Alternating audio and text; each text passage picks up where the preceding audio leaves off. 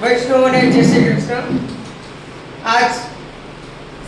આજના દિવસ કે જે શીતલા ચોક પોરબંદરમાં આવેલ સરસ મજાના પૌરાણિક મંદિર છે કે જ્યાં દ્વારકાધીશ બિરાજે છે, કાર્ય ઠાકર બિરાજે છે અને એમાંય પાછા જે તમે અત્યારે દર્શન કરી રહ્યા છો જે શ્રીનાથજીનું મંદિર છે 286 વર્ષ આવેલું કે આ મંદિર એટલા સરસ ધાર્મિક કામ થાય છે કે જેમ કે જય શ્રી કૃષ્ણ, ધજારોહણ, રાજભોગ એવા 11 અને પૂનમના દિવસે પણ જે મહિનામાં 2 પૂનમ આવે છે જે 3 દર્શન હોય છે કે રાજભોગ, મંગળા અને સંધ્યા। આવા ને આવા દર્શન આપ સૌ ભક્તજનો કરીએ તેવી પણ તમને ખાસ નમ્ર વિનંતી છે। એક વખત આ મંદિરની મુલાકાતે લ્યો અને આ તમે જે દર્શન કરી રહ્યા છો કે જે આજે અમારા જ્યોતિબેન નો જન્મદિવસ છે આ મંદિરમાં ઉજવાયેલો છે। આપ સૌને નમ્ર વિનંતી છે કે આ દર્શનનો ખૂબ લાભ લો। જય શ્રી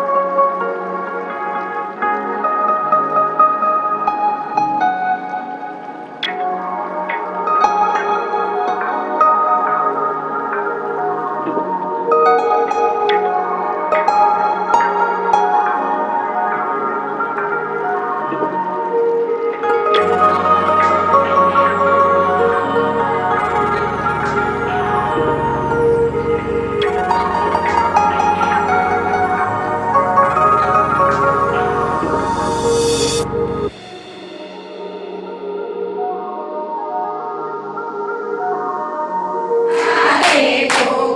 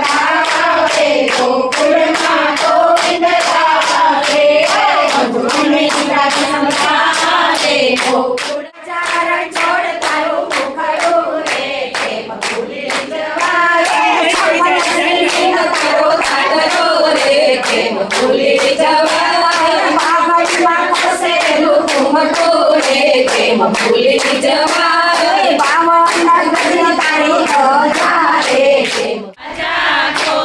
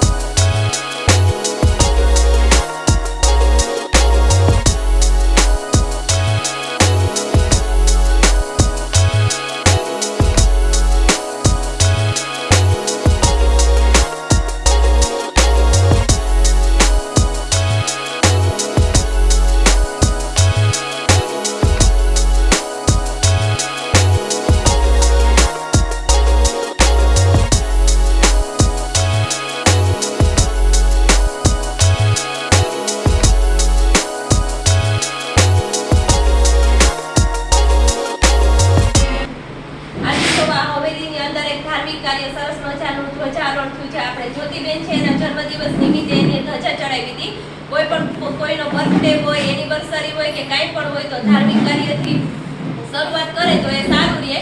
તો હવે જ્યોતિબેન ને નેતરબેન ને મળીએ બહુ બધા ધાર્મિક કાર્ય સામાજિક કાર્ય એવા બધા સરસ કાર્ય કરે છે કે તો આપણે બધા એને સપોર્ટ કરશું અને એના મોઢે જાણીએ કે કયા કયા કાર્ય કરે છે અને કઈ રીતે બધું કરે છે. જય દ્વારકાધીશ. મારું નામ હેતુબેન ખાનકી છે ને મારા સાથે જ્યોતિબેન આસોડિયા જોડાયેલા છે.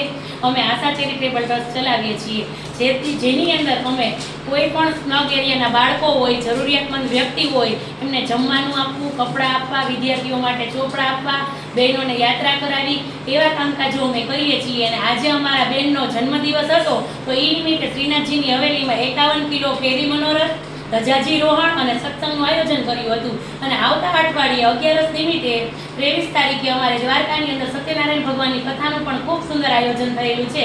તો તમામ ભક્તોને મારી વિનંતી છે કે અમારી સાથે ધાર્મિક કાર્યમાં જોડાઓ અને આ પણ ભગવાન સુધી અમારી સાથે પહોંચો. જય દ્વારકાધીશ. જય દ્વારકા. માત્ર ને માત્ર મહિલાઓ માટે આ હેલ્પલાઇન નંબર 12 પાડેલા છે કે તમને કોઈ પણ જાતની તકલીફ હોય, શારીરિક ત્રાસ હોય, માનસિક ત્રાસ હોય, ઘણીવાર એવા ઘરેલું હિંસા થતી હોય, ઝઘડા થતા હોય, તમારી બેન દીકરી જે છે સ્કૂલ કોલેજ જતા પણ એ ગુના જ છે એક જાતના. એટલે આવી કોઈ બી વસ્તુ તમારી સાથે, તમારા પરિવારમાં કે તમારી નજરમાં ક્યાંય પણ એવી જોવા મળે તો તમે 181 માંથી ફોન કરી અને મદદ લઈ શકો છો. અને એક જાગૃત નાગરિક તરીકે as a third party call પણ કરી શકો છો.